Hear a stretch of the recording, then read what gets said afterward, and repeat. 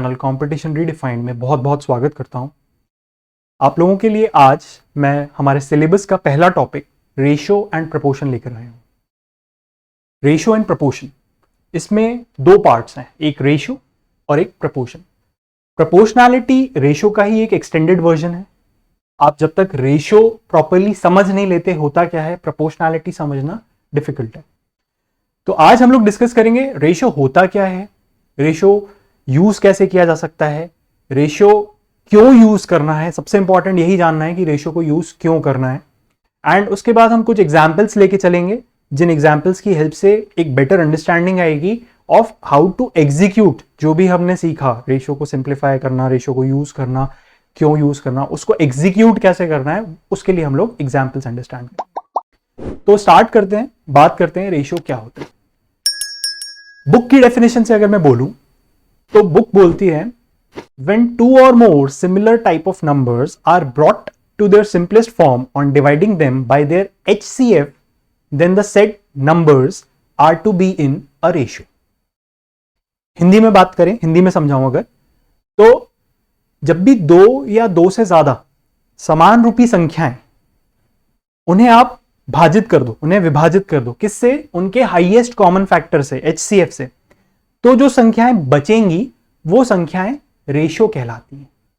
ठीक है, तो रेशियो कहता यह है कि हमें कभी भी दो या दो से ज्यादा बड़े कॉम्प्लेक्स नंबर्स, कॉम्प्लिकेटेड नंबर्स दिए हुए हैं, तो उनके हाईएस्ट कॉमन फैक्टर्स से डिवाइड करने के बाद जो छोटे नंबर्स आएंगे उन्हें रेशियो कहेंगे। लेकिन वो छोटे नंबर्स लाने की जरूरत क्या है? क्योंकि रेशियो एक मैथमेटिकल टूल है जो कि दो या दो से ज्यादा सिमिलर टाइप के नंबर्स को आपस में कंपेयर करने के लिए यूज किया जाता है।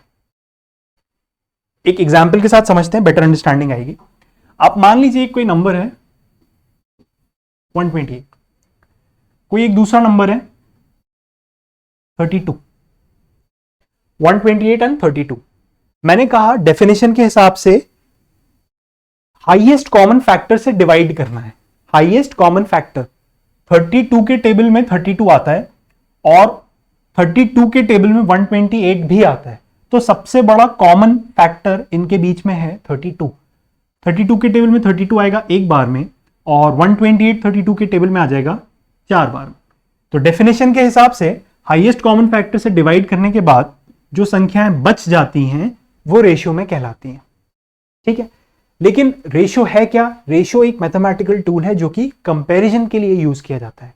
कंपैरिजन की जहां पे जैसे ही बात की जाती है कंपैरिजन की, तो एक थॉट आता है कि भाई कंपैरिजन के लिए तो हम परसेंटेज भी यूज करते हैं। आप एग्जाम्पल ले लो फिर से। आप मान लो कि अगर मैंने बोला मेरे साइंस के पेपर में 70% मार्क्स आए, साइंस के पेपर में 70% मार्क्स आए, इसका मतलब क्या? इसका मतलब ये कि टोटल जो पेपर था वो 100 मार्क्स का रहा होगा और उसमें मेरा 70 मार्क्स स्कोर हुआ। तो हम कंपेयर ही तो कर रहे हैं, टोटल जितने का भी रहा होगा उसके हिसाब से 70% मेरा बैठ रहा है। तो जब रेशियो भी कंपेयर कर रहा है, परसेंटेज भी कंपेयर कर रहा है, तो क्या हम ये कह सकते हैं रेशियो और परसेंटेज एक ही चीज है? बिल्कुल हाँ, रेशियो और परसेंटेज एक ही चीज है। कैसे? देख लेते हैं। अब इस 70% को ही समझ लीजिए। 70% को मैथमेटिकली जब एक्सप्रेस करते हैं तो कैसे एक्सप्रेस करते हैं? 70 डिवाइडेड बाय 100। और ये 70% क्या डिनोट कर रहा था? ये 70% डिनोट कर रहा था साइंस के मार्क्स किससे कंपेयर किए जा रहे थे? टोटल मार्क्स से। तो साइंस के मार्क्स 70 थे जब टोटल मार्क्स कितने रहे होंगे? 100। साइंस के मार्क्स 70 थे जब टोटल मार्क्स कितने रहे होंगे? 100।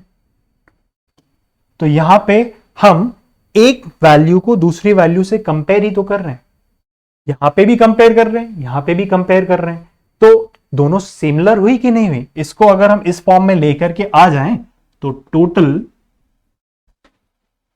और साइंस, टोटल है 100, साइंस में है 70, इन दोनों का हाईएस्ट कॉमन फैक्टर है 10। 10 के टेबल में 7 भी आता है, 10 के टेबल में 100 भी आता है।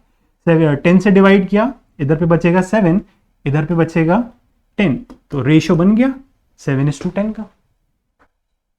आ रही बात समझ में? इसका मतलब परसेंटेज और रेशियो एक तरीके से बिल्कुल सिमिलर है। हम परसेंटेज को रेशियो के फॉर्म में एक्सप्रेस भी कर सकते हैं। ये देखिए 70% था, इसको अगर हम रेशियो के फॉर्म में एक्सप्रेस करें तो 7:10 होता है, जहां पे 7 डिनोट करेगा साइंस के मार्क्स और 10 डिनोट करेगा टोटल मार्क्स। तो जब सिमिलर है तो इनको अलग अलग क्यों पढ़ा जाता है या इनको अलग अलग यूज क्यों किया जाता है? उसका सिंपल सा कारण बस इतना है कि डेटा को अपनी सहूलियत के हिसाब से अंडरस्टैंड करने के लिए इन दोनों को अलग तरीके से सेग्रीगेट करके रखा हुआ है। इन दोनों चीजों को अलग अलग सेग्रीगेट करके रखा हुआ है। परसेंटेज के अंदर हम टोटल को 100 तक लेके जाते हैं, वेयर रेशियो के अंदर हम दोनों को उस पॉइंट तक लेके जाते हैं जिसके बाद और सिंप्लीफाई करना पॉसिबल ना हो। बस यही एक छोटा सा डिफरेंस है। एक यूसेज वाइज और डिफरेंस है कि परसेंटेज में लेट सपोज ये टोटल की बात करी जा रही है, ये कोई टोटल चीज है और यहां पे ए बी सी डी के कुछ पार्ट्स हैं, ये ए है, ये बी है, ये सी है, ये डी है और ये ई है। तो रेशियो वाइज जनरली यूजेज के हिसाब से अगर बात करें तो रेशियो में जब भी हम बात करेंगे हम आपस में इन सबको कंपेयर कर रहे होंगे, लेकिन जब भी परसेंटेज में बात करेंगे तो जनरली ऐसा होता है कि जब भी आप ए को कंपेयर कर रहे होगे तो ए को आप पूरे सर्कल से कंपेयर कर रहे होगे, जब भी आप बी को कंपेयर कर रहे होगे तो बी को भी आप पूरे सर्कल से कंपेयर कर रहे होगे, लाइकवाइज बाकी तीनों को भी। यूसेज की बात की जाए तो परसेंटेज में आप जनरली पूरे होल से कंपेयर करते हैं एंड रेशियो में आप जनरली आपस में ही कंपेयर करते हैं। इसके आगे अगर हम देखें कि रेशियो क्या होता है, डिटेल में डिस्कस करें तो देखिए बेसिकली कोई भी दो नंबर्स आप अज्यूम कर लीजिए 20, 30। आपसे बोला जाए इन नंबर्स का रेशियो निकालिए तो यूजुअली सब लोग जानते हैं इस नंबर बहुत सिंपल नंबर्स लिए हुए हैं, इसका सीधा सीधा रेशियो निकल के आ जाएगा 2:3। 2:3। अब बात करी जाए कि 2:3 जो रेशियो आया ये आया कैसे, तो देखने पे हमें साफ समझ में आ रहा है कि हमने 20 को डिवाइड किया 10 से और 30 को डिवाइड किया 10 से, तब जाकर के रेशियो डिवाइड, तब जाकर के हमारे पास जो बचे हुए नंबर है उनको हमने रेशियो में लिख दिया 2:3। तो 20 को 10 से और 30 को 10 से डिवाइड करने के पीछे कारण क्या था? क्योंकि इन दोनों नंबर्स के बीच में जो हाईएस्ट कॉमन फैक्टर था वो था 10। Highest common factor 10। Although common factor की बात करें 2 भी था, 20 को आप 2 से भी डिवाइड कर सकते थे, 30 को 2 से भी डिवाइड कर सकते थे, आपकी वैल्यूज आ जाती 10 और 15। फिर इसको फर्दर जाकर के आप 5 से और डिवाइड कर सकते हो क्योंकि 5 और कॉमन है, तो 5 से डिवाइड करने के बाद इधर पे बचा 2, इधर पे बचा 3। तो एक बार आपने 2 से डिवाइड किया, फिर आपने 5 से डिवाइड किया, इफेक्टिवली 10 से डिवाइड हो रहा है नंबर, तो आप डायरेक्टली इसको डिवाइड कर सकते हो 10 से, सो दैट दो नंबर्स आ जाए रेशियो में। तो यहां से एक छोटी सी और बहुत ही क्लियर डेफिनेशन रेशियो की समझ में आ रही है कि किन्हीं भी दो नंबर्स को रेशियो में लाने के लिए आपको उन दो नंबर्स को उनके हाईएस्ट कॉमन फैक्टर से डिवाइड करना होता है। हाईएस्ट कॉमन फैक्टर यानी वो नंबर जो उन दोनों में कॉमन हो और सबसे बड़ा हो। अब एक बात करें कि बेस ऑफ रेशियो क्या होता है। बेस, कोई भी रेशियो आपने बना तो लिया, कोई नंबर्स थे आपके पास, आपने एचसीएफ से डिवाइड कर लिया और रेशियो बन के आ गया। अगर हम ये समझना चाहें कि रेशियो का बेस क्या होता है, तो बेस के लिए हम रेशियो को पहले उठा के देख लेते हैं। इसी एग्जाम्पल को रिवर्स में लेके चलते हैं। मान लेते हैं रेशियो है 2:3। हमें ओरिजिनल नंबर पे जाना था। ओरिजिनल नंबर हमारे क्या थे? 20 एंड 30। तो इस 2:3 के रेशियो में जब हम 10 को वापस मल्टीप्लाई कर दें तो हमारा जो ओरिजिनल नंबर्स हैं वो निकल के आ जाएंगे, that is 20 and 30। So a base is the number which on being multiplied by the ratio gives you the original numbers। यानी बेस एक ऐसी संख्या होती है जिसे आप जब रेशियो से मल्टीप्लाई करते हैं तो आपको आपकी ओरिजिनल संख्याएं मिल जाती हैं। ठीक है, आगे चलते हैं। अब ये तो बुक वाली बात हो गई कि बुक के हिसाब से रेशियो क्या होता है। बुक के हिसाब से रेशियो, कभी भी किन्हीं दो नंबर्स को आपको रेशियो के फॉर्मेट में लाना है तो आप उनको उनके हाईएस्ट कॉमन फैक्टर से डिवाइड कर दीजिए, जो रिजल्टेंट नंबर होगा वो रेशियो कहलाएगा।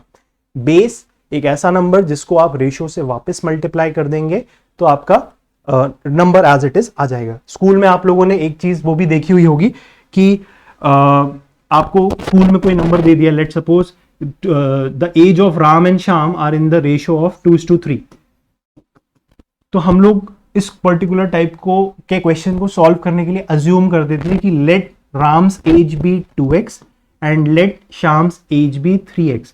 तो ये जो x हम नंबर के साथ, रेशियो वाले नंबर के साथ मल्टीप्लाई कर रहे हैं, यही बेस कहलाता है, यानी वो नंबर जिसको मल्टीप्लाई करने पे हमें ओरिजिनल नंबर प्राप्त हो जाए। अब एक इंपॉर्टेंट चीज है कि हम लोग रेशियो को कैसे अंडरस्टैंड करते हैं। ये तो किताबी बात हो गई कि भैया नंबर को HCF से डिवाइड करोगे रेशियो आ जाएगा, लेकिन हम लोग कैसे समझते हैं रेशियो को, तो उसी एग्जाम्पल को लेके चलते हैं। यहां पे दिया हुआ था नंबर 20, 30, जब इसका हमने रेशियो निकाला तो रेशियो निकल के आया 2:3, ये रेशियो निकल के आया। मेरा एक छोटा सा सवाल जो आप लोगों ने शायद कभी किसी अपने आप से पूछा हो, वो ये है कि यहां पे 10 गया कहां? आपने डिवाइड तो कर दिया 10 से, लेकिन वो 10 गया कहां? बेसिकली वो 10 कहीं जाता नहीं है, आप लोग सिर्फ अपने कैलकुलेशन की सिंप्लीफिकेशन के लिए उसको अलग से रख देते हो। आपको जो भी कैलकुलेशन करनी है वो आप 2 और 3 पे करते हो, बट वो 10 इंटैक्ट रहता है। लास्ट में कैलकुलेशन करने के बाद आप उस 10 से मल्टीप्लाई कर देंगे, आपका नंबर एज इट इज जो भी आंसर है आ जाएगा। So what I understand from ratios is कि जब भी आप नंबर्स को रेशियो के फॉर्मेट में लाते हो, ये और कुछ नहीं दिखा रहा, 2 दिखा रहा है कि हमने 20 चॉकलेट्स थी, इनको, इन 20 चॉकलेट्स को 2 पैकेट्स में रख दिया, ये 2 पैकेट्स में रख दिया। और ये 30 दिखा रहा है कि आपके पास 30 चॉकलेट्स थी, इन 30 चॉकलेट्स को आपने 3 पैकेट में रख दिया है, ये 3 पैकेट्स में रख दिया है। और एक पैकेट के अंदर 10, 10, 10, 10 और 10 है। अब जो भी कैलकुलेशन हमें करनी है, हमें ओरिजिनल इतने बड़े नंबर पे ना कर करके सिर्फ नंबर ऑफ पैकेट्स पे कैलकुलेशन करनी है। एक बार हमें जब पता चल जाए कि फाइनली टोटल पैकेट्स कितने हैं, उसके बाद एक पैकेट के अंदर की जो वैल्यू है उससे मल्टीप्लाई कर देंगे, एक्चुअल आंसर पे पहुंच जाएंगे। सो मेरी अंडरस्टैंडिंग के अकॉर्डिंग रेशियो में आप बड़े से नंबर को छोटे नंबर्स के फॉर्म में तोड़ लेते हो, पूरी कैलकुलेशन छोटे नंबर्स पे कर लेते हो, एंड लास्ट में जो एक पैकेट के अंदर वाली वैल्यू है जो कि रेशियो का बेस है, उससे आप उसे मल्टीप्लाई करके ओरिजिनल आंसर तक जा सकते हो। एक छोटा सा सवाल आप लोगों को आना चाहिए दिमाग में, वो ये होना चाहिए कि हम लोग ऐसा कर क्यों रहे हैं। सी, कॉम्पिटिटिव एग्जाम की जहां तक बात की जाए तो कॉम्पिटिटिव एग्जाम में रेशियो या कोई भी पर्टिकुलर क्वेश्चन वो आप लोगों से स्टेप्स की मार्किंग नहीं देता। आप कोई भी क्वेश्चन हो मैथ्स का, जब आप स्कूल में सॉल्व किया करते थे तो आपको स्टेप्स के मार्क्स मिला करते थे, वेयर एज कॉम्पिटिटिव एग्जाम में आपको मार्क्स सिर्फ करेक्ट आंसर का मिलेगा, और वो भी तब जब आप लोग ड्यू टाइम के अंदर ज्यादा से ज्यादा करेक्ट आंसर्स कर पाएंगे। अगर आप, तो इधर पे हमारे लिए सबसे बड़ा जो फाइट है वो है अगेंस्ट द टाइम। इस वजह से कैलकुलेशंस को बड़े नंबर्स के साथ करने के बजाय कैलकुलेशंस को छोटे नंबर्स पे करनी पड़ती है, ताकि कैलकुलेशन स्पीडी हो, एक्यूरेट हो, without using any calculators. And इनके साथ कुछ ट्रिक्स एंड टेक्निक्स रहती हैं जो कि आपकी ओवरऑल कैलकुलेशन को बहुत ज्यादा सिंप्लीफाई कर देती हैं। चलिए, अब इतना तो हमने समझ लिया कि रेशियो होता क्या है, रेशियो का बेस होता क्या है। इसके आगे जो समझना है वो ये कि ठीक है सर, रेशियो समझ में आ गया, रेशियो का बेस समझ में आ गया, अब रेशियो को यूज कैसे करना है आगे एग्जाम में या क्वेश्चंस में, रेशियो को यूज कैसे करना है।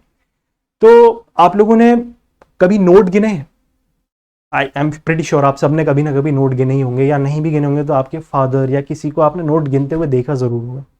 यूजुअली वो लोग कैसे नोट गिनते हैं, आप लोग अगर टेक्निक को ध्यान दें तो अगर उनके पास सारा एक ही टाइप का नोट है, भले वो 500 का हो, भले वो 200 का हो, 100 का हो, 50 का हो, इररिस्पेक्टिव ऑफ द डिनोमिनेशन, अगर एक ही टाइप का नोट है तो आई एम प्रीटी श्योर सब लोग नोट ऐसे गिनते हैं, 1 2 3 4 5 6 7 8 नंबर ऑफ पीसेस, जितने भी नंबर ऑफ पीसेस निकल के आ जाते हैं और लास्ट में जाकर के उसकी एक पीस की वैल्यू से मल्टीप्लाई कर देते हैं।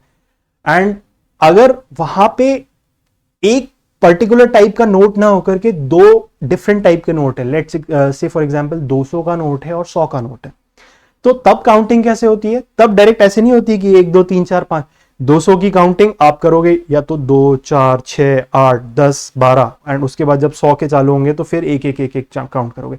सो व्हाट यू आर डूइंग, यहाँ पे आप कर क्या रहे हो? यहाँ पे आप कुछ नहीं कर रहे, आप 200 के नोट को इक्विवेलेंट 100 के नोट के बराबर देख रहे हो। 200 का एक नोट को आप 2 गिन रहे हो। क्यों गिन रहे हो? क्योंकि वो 100 के कितने नोटों के बराबर है? 2। तो बेसिकली आपके पास 200 का नोट है और 100 के नोट है, इनको आपको काउंट करना है। तो आप इसका एक पीस इसके 2 पीस के बराबर है, तो आप जैसे जैसे एक पीस काउंट करते हो आप बोलते कितना हो? 2। इधर पे सेकंड पीस आया, आपने बोला कितना? 4। इधर पे थर्ड पीस आया, आपने बोला कितना? 6। सो बेसिकली आप यहां पे गिन रहे हो कि ये कितने 100 के नोट है, कितने 100 के नोट है। ऐसा क्यों कर रहे हो? क्योंकि रेशो में कभी भी आपको 2 या 2 से अधिक रेशियोज को ऐड करना है, सब्ट्रैक्ट करना है या फिर कंपेयर करना है। माइंड यू, फिर से रिपीट कर रहा हूं, 2 या 2 से ज्यादा रेशियोज को ऐड करना है, सब्ट्रैक्ट करना है या फिर कंपेयर करना है, सिर्फ एक एलिमेंट्री कंडीशन होती है, सिर्फ एक जरूरी कंडीशन होती है, और वो कंडीशन है दोनों रेशियो का बेस सेम होना चाहिए। बेस क्या होता है? थोड़ी देर पहले मैंने आपको बताया था, वो वैल्यू जो कि एक पैकेट के अंदर आती है, वो वैल्यू जो कि एक नोट कैरी करता है। यहां पे वो 100 है, एक नोट कैरी कर रहा है 100 रुपए की वैल्यू, यहां पे एक नोट कैरी कर रहा था 200 रुपए की वैल्यू। तो मैं डायरेक्ट 1 2 3 4 इनको ऐसे काउंट नहीं करके, इसको भी मैं इक्विवेलेंट 100 के फिगर में लेके आया कि अगर 200 का एक नोट है तो 100 के कितने नोट के बराबर हुआ? ये 2 नोट के बराबर हुआ। 200 के 3 नोट है तो 100 के कितने नोट के बराबर हुए? 6 नोट के बराबर। एक और एग्जाम्पल, आप इसका टिपिकल एग्जाम्पल समझ सकते हो कि रेशो हम लोग क्यों यूज करते हैं। आपने कभी बचपन में, आई गेस 90s के अगर होंगे तो आपने जरूर देखे होंगे, बहुत सारे कॉइन्स आते थे। नहीं भी तो आप लोग कभी पूछेगा अपने पेरेंट्स से या ग्रैंड पेरेंट्स से कि उन लोगों के पास करेंसी कॉइन्स के फॉर्म में बहुत ज्यादा होती थी। एंड वहां पे स्पेशली जो शॉपकीपर्स होते थे वो लोग कॉइन्स को क्या लूज तो रखते थे, लेकिन कई बार उनको पेमेंट कॉइन्स के फॉर्म में ही करनी होती थी, तो वो कॉइन्स के ना रोल्स बना देते थे। 5 या 10 सिक्कों का एक रोल बना के टेप लगा करके ऐसे ही पैक टाइप का बना देते थे। उससे होता क्या था? उससे कुछ नहीं होता था, उससे सिर्फ ये होता था कि उनकी काउंटिंग जो है वो बहुत सिंपल हो जाती थी। मैं अभी आपके सामने एक एक के या 2 के या 5 के या 10 के खूब सारे सिक्के रख दूं और मैं आपसे कहूं कि भैया बैठ के गिन के बताओ, तो आप लोग एवरीबडी कैसे काउंट करोगे? 1 सिक्का, 2 3 4 5 6 ऐसे ही करके काउंटिंग करने वाले। एंड ऑन द कॉन्ट्रेरी, अगर मैं आपको वहां पे 10-10 सिक्कों का एक रोल बना करके दे दूं एंड मैं कहूं अब काउंटिंग करो, तो all you have to do is क्या कि जितने भी रोल्स हैं आप नंबर ऑफ रोल्स काउंट कर लोगे और उसको मल्टीप्लाई कर दोगे किससे? 10 से। क्यों 10 से मल्टीप्लाई करोगे? क्योंकि एक रोल के अंदर कितने सिक्के हैं? 10। तो यहां से आपकी इफेक्टिव टोटल कॉइन्स कितने हैं वो निकल के आ जाएंगे। प्रिटी श्योर सेकेंड वाले तरीके में बहुत जल्दी और बहुत ज्यादा कॉइन्स आप लोग काउंट कर पाएंगे। आ रही बात समझ में? सो इसी वजह से हम लोग रेशियोज को यूज करते हैं, और रेशियोज को यूज करने के लिए उनका बेस सेम होना बहुत जरूरी है। अब एक बहुत इंपॉर्टेंट चीज कि किसी भी रेशियो का बेस सेम हो कैसे? भाई कोई 2 रेशियोज हैं, उन 2 रेशियोज का बेस सेम किया जाए तो किया कैसे जाए? तो इसका भी एक कोई स्टैंडर्ड तरीका तो नहीं है, ऑनेस्टली कोई स्टैंडर्ड तरीका तो नहीं है, बट हाँ एक प्रो टिप जरूर दे सकता हूं कि जो भी वैल्यू एक्चुअल नंबर्स में जैसी होनी चाहिए उसे रेशियो वाइज भी वैसा बना दिया जाए। नहीं समझ आया? एक एग्जाम्पल लेते हैं, उससे समझते हैं। एक एग्जाम्पल है, A and B are two numbers in the ratio of 3:4. On adding 5 to both the numbers, their ratio becomes 7:9. Find the original numbers. हमें क्या दिया गया है क्वेश्चन में कि कोई 2 संख्याएं हैं। क्या संख्याएं हैं? संख्याएं नहीं बताई, बस ये बताया कि A और B 2 संख्याएं हैं, इनका अनुपात हमें दे के रखा हुआ है 3:4। ये अनुपात है। क्या किया गया कि हमने दोनों संख्याओं में 5 ऐड किया। संख्याओं में ऐड किया कि रेशियो में ऐड किया? On adding 5 to both the numbers, संख्याओं में ऐड किया, ओरिजिनल नंबर में जोड़ा गया है 5 को। अब जो नए संख्या बनी है उनका अनुपात, उनका रेशियो कितना दे दिया है? 7:9।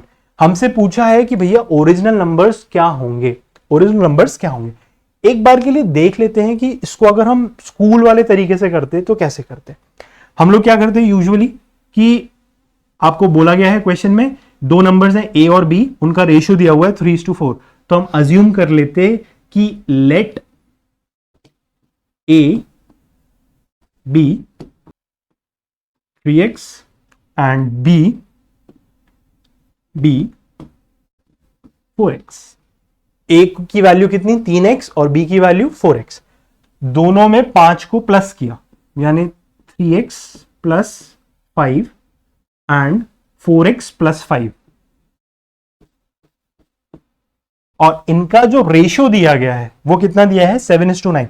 रेशियो यानी हम कंपेयर कर रहे हैं, अपॉन में आया A 3x plus 5 B 4x plus 5। इनका जब रेशियो निकाला गया तो वो रेशियो की वैल्यू कितनी दे रहा है क्वेश्चन 7:9 यानी 7/9 के बराबर है। तो मैथमेटिकली अब इसको हम सॉल्व करने जाएं तो सॉल्व करेंगे, क्रॉस मल्टीप्लाई करेंगे, 9 जाके मल्टीप्लाई होगा 3x प्लस 5 से और 7 जाके मल्टीप्लाई होगा 4x प्लस 5 से।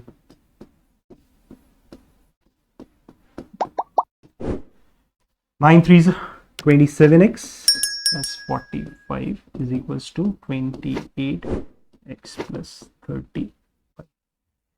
अब 27x उधर माइनस हुआ, 35 इधर माइनस हुआ, x की वैल्यू कितनी निकल के आ गई 10। x 10 है यानी बेस 10 निकल के आ गया। इस 10 को ओरिजिनल नंबर्स से अगर मल्टीप्लाई कर देंगे तो 3 इंटू 10 इज 30। तो a की वैल्यू निकल के आ गई, a बराबर 30 एंड b की वैल्यू 4 इंटू 10 इज 40। ये तो हो गया स्कूल वाला तरीका। ये हम क्यों अवॉइड कर रहे हैं, क्योंकि इतना करने के लिए यकीन मानिए हमारे पास एग्जाम में टाइम नहीं होता है। सो करना कैसे है इस टाइप के क्वेश्चन को बताता हूं मैं आपको। हमें दिए गए थे दो नंबर A B, रेशियो कितना दिया था हमें 3:4। हमने प्लस कितना किया 5, किस में दोनों में, रेशियो कितना आ गया 7:9। अभी बात मैंने आपको बताई थी कि कभी भी आपको डायरेक्ट रेशियोज में ऑपरेशन करना है तो रेशियो का बेस सेम होना चाहिए। बेस सेम कैसे होता है, मैंने कहा था कोई स्टैंडर्ड तरीका नहीं है, बट अगर एक्चुअल नंबर्स में जो भी रिलेशनशिप होल्ड हो रहा है उसे आप रेशियो में भी होल्ड करा दोगे तो रेशियोज का बेस सेम हो जाता है। एक्चुअल नंबर्स में रिलेशनशिप क्या होल्ड हो रहा होगा, दिमाग लगा के देखते हैं। मुझे नहीं पता क्या नंबर है, मुझे नहीं पता 3 और 4 का रेशियो है, मुझे नंबर नहीं पता। कोई भी आप नंबर अज्यूम कर लीजिए, मान लीजिए 50, और कोई दूसरा नंबर अज्यूम कर लीजिए, मान लीजिए 60। आप दोनों नंबर में सेम वैल्यू को प्लस कर रहे हैं। 50 में भी आपने कुछ प्लस किया और 60 में भी आपने कुछ प्लस किया। मान लेते हैं वो नंबर 10 है, तो 50 में अगर आप 10 ऐड करते हो तो रिजल्ट कितना आया 60, और 60 में अगर आप 10 ऐड करते हो तो रिजल्ट कितना आया 70। अगर हम इन दोनों ऑब्जर्वेशंस को ध्यान से देखें तो क्या ऐसी चीज है जो कि डिस्टर्ब नहीं हुई। पहले नंबर क्या था 50, अभी नंबर कितना हो गया 60, क्या डिस्टर्ब नहीं हुआ, ये तो बढ़ गया है। यहां पे नंबर था 60, यहां पे कितना हो गया 70, ये भी बढ़ गया।